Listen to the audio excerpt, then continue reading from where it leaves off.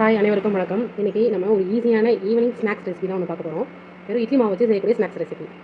அதாவது வந்து பசங்களுக்குலாம் வந்து ஈவினிங் வந்தோடனே சாப்பிட்டாவும் கொஞ்சம் ஃபுல்ஃபில்லாக இருக்கணும் அப்படின்னு தோணும்ல.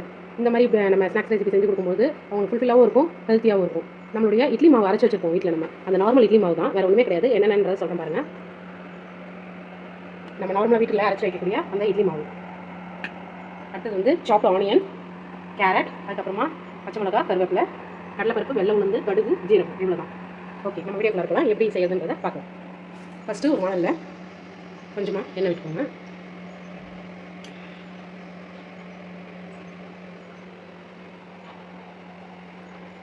எண்ணெய் காஞ்சதும் ஃபஸ்ட்டு கடுகு,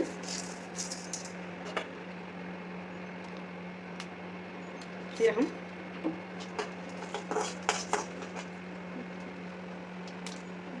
வெள்ளை உளுந்து, கடலைப்பருப்பு.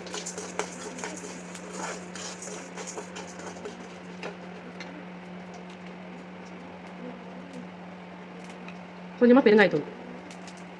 நம்ம எது செஞ்சுக்கிட்டாலும் கொஞ்சம் பெருங்காயத்தூள் ஆட் பண்ணிக்கிறோம் அப்படின்னா ரொம்பவே நல்லது. நெக்ஸ்ட்டு பச்சை மிளகா, கருவேப்பிலை.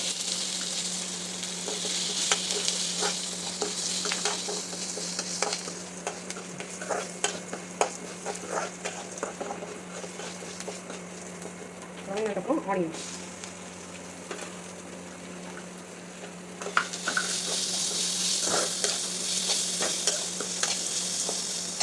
ஆல்ரெடி நம்ம ஏற்கனவே இட்லி மாவில் போட்டிருப்போம். இந்த ஆனியன் வதங்கிறதுக்காக லைட்டாக சால்ட் உப்பு போட்டுக்கலாம்.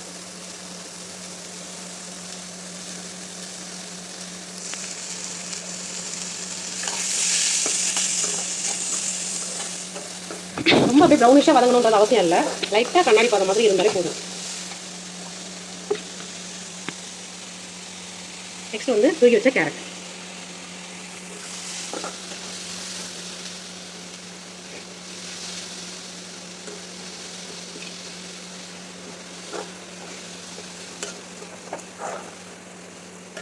அப்படியே 2 மினிட்ஸ் வதங்கிட்டு இருக்கோம்.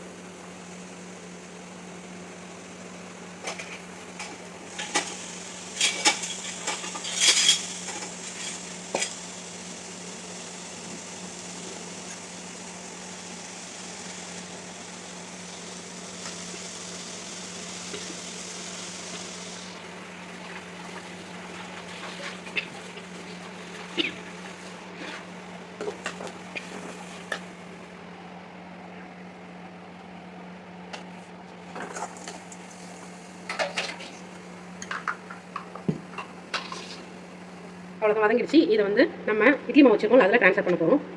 இப்போ ஒரு குழி பணியார கடாய் இதில் வச்சுக்கலாம்.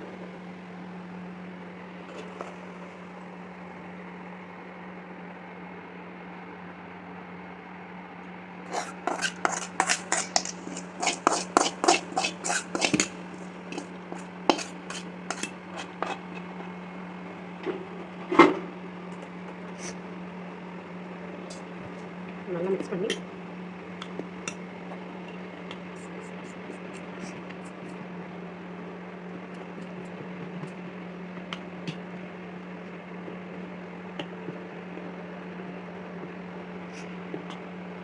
ஈவினிங் ஸ்கூல் விட்டு வந்தாலே ஒரு சில குழந்தைங்கலாம் வந்து ஆஃப்டர்நூன் வச்ச அந்த லஞ்ச் சாப்பிட மாட்டாங்க.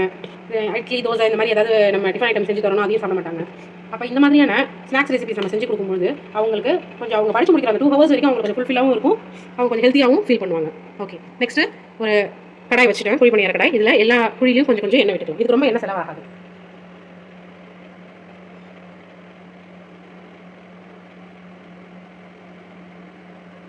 ஓகே, என்ன வச்சு இப்போ நம்ம ரெடி பண்ணி வச்சுருக்கோம்ல இந்த பேட்டர், இந்த மாவு இருக்குல்ல, இதை வந்து ஒரு குழியிலையும் நம்ம இப்போ ஊற்ற போகிறோம்.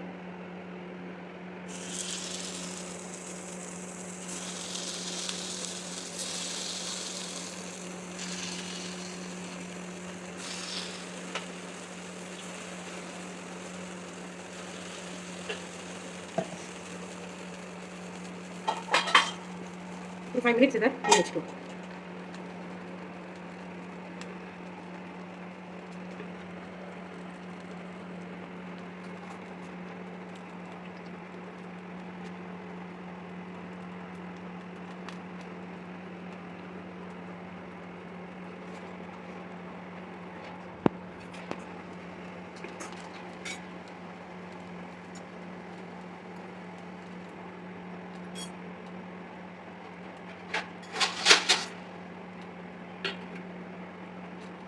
இப்போ இது வெந்திருக்கும், பார்க்கலாம்.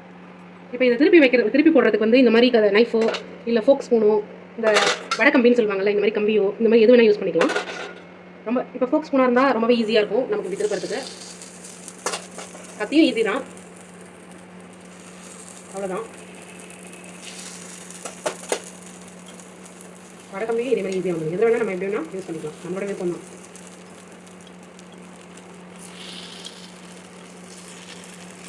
ஒரு 5 மினிட்ஸ் முடிக்கலாம்.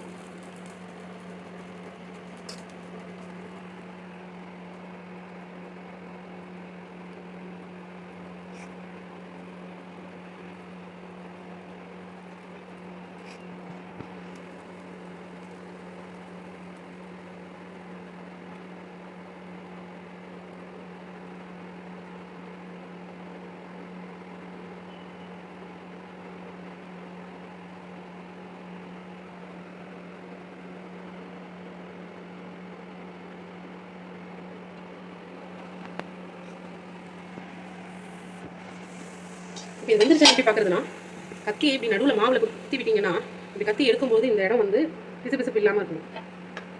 இப்போ இதெல்லாம் இன்னும் கொஞ்சம் வேகணும். சென்டரில் அது மட்டும் தான் வந்துருக்கு, மாவு இருக்குது இன்னும். அப்போ இன்னும் கொஞ்சம் நேரம் வேகணும்.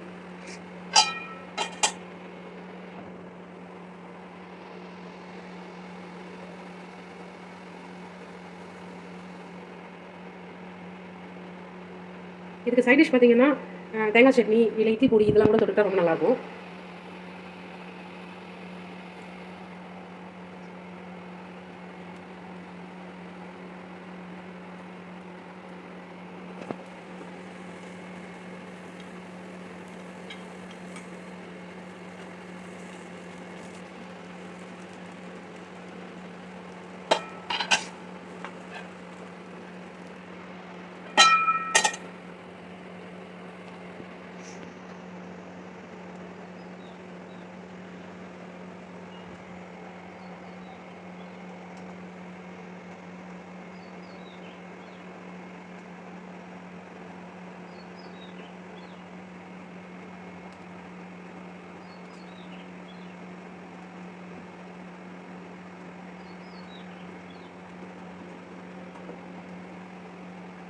நம்மளுடைய சுட சுட டேஸ்டியான காரக்குழி பணியாரம் ரெடி ஆயிடுச்சு.